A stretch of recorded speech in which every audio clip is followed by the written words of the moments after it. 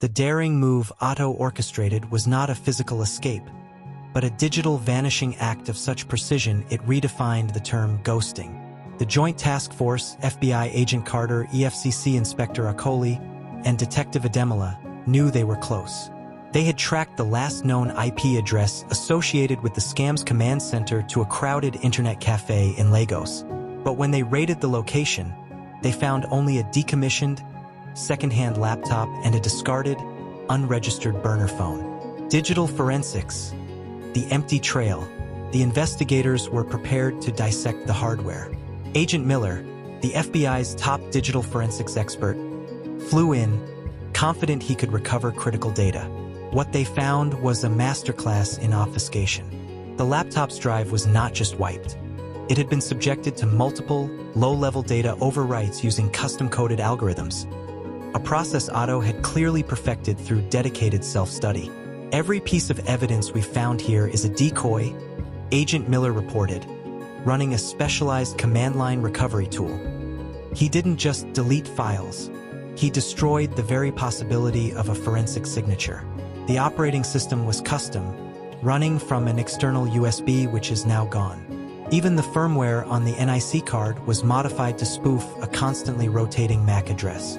This wasn't the work of a script kiddie. This was a strategic mind applying a deep understanding of network topology and data preservation laws. The psychology of the trap. Otto hadn't vanished without a trace. He had left a meticulously crafted, utterly misleading trail. The phone contained one final, encrypted message. It wasn't a taunt, but a tragic news article. A report detailing the apparent accidental death of a young, local engineering student named Tund Adekunle, the same name Otto had used to register the laptop. This was the final layer of social engineering. By associating his digital persona with a victimized, local tragedy, Otto sought to appeal to the investigators' subconscious biases, that the perpetrator was a desperate, dead youth, thus closing the book. It was an elaborate lie designed to create emotional closure where there was none. The clues in the code. Driven by frustration, Inspector Akoli forced the team to look deeper into the architecture of the defunct scam platform. Alex, the Australian tech genius assisting the investigation, discovered subtle, custom-built modules within the scam's source code. The entire API for the wallet management was coded in Python for detectives, but it's not standard library stuff, Alex explained. Look at this function block, disguised as error handling. It's a bespoke obfuscation technique. I've broken down the logic.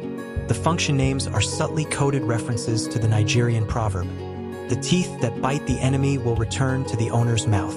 It's a signature. It tells us he intended this whole thing to be a reckoning, not just a simple theft. The final reveal and cybersecurity analysis. The task force eventually realized the death was a final deception, a forged public record meticulously planted. They had fooled themselves into believing a convenient narrative. Where was Otto? The answer lay in his own ideology. Otto wasn't interested in a quiet life. He was interested in disruption. The final breakthrough came months later during a massive global banking security breach. A sophisticated attack far beyond the scale of the initial scam targeted institutions that had historical ties to resource extraction in West Africa. Security analysts traced the attack vector to an unprecedented zero-day exploit. The code signature of the attack tools, while more advanced, bore an undeniable resemblance to the obscure Python modules and data destruction algorithms found in the original HYIP scam. This wasn't about money anymore, Agent Carter concluded. This was about power. Otto didn't quit. He just leveled up. The man who fooled the FBI didn't disappear. He evolved. His original scam had financed the creation of a ghost organization, a rogue digital army now executing high-level cybersecurity analysis-grade attacks against the very systems he felt oppressed his world. Otto was no longer a scammer. He was a revolutionary hacker, operating in the shadows, his face unseen, his location unknown. The FBI's case was closed, file marked subject deceased. But every major network security analyst around the world knew the chilling truth. Otto was still out there. Do you think Otto is a ghost out there? Like, comment and subscribe for more videos.